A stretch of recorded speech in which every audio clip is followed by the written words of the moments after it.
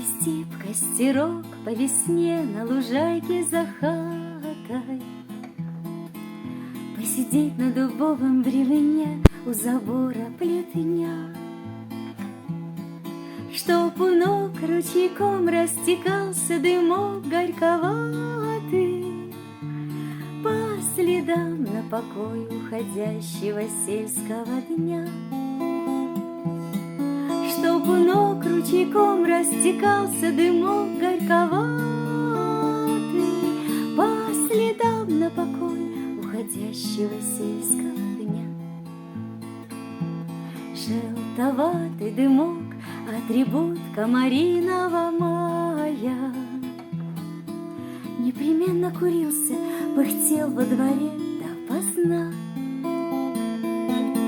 И до слез не спалось лягушачьему хору внимая, а под небом дразнилась дымком шаловливым луна. И до слез не спалось лягушачьему хору внимая, а под небом дразнилась дымком шаловливым луна. Завивался дымок ветерку озорному послушен, уплывал за калитку, над крышей взлетал легкокрыл. И в зеленом ажуре ветвей отцветающей груши невесомо загадочным облачком сонным парил. И в зеленом ажуре ветвей отцветающей груши невесомо загадочным облачком сонным парил.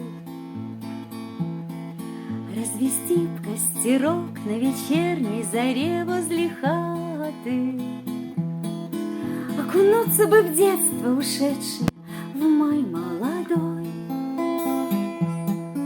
да под звон комарины, вдыхая дымок горьковатый, помечтать под шатром отцветающей грушей седой.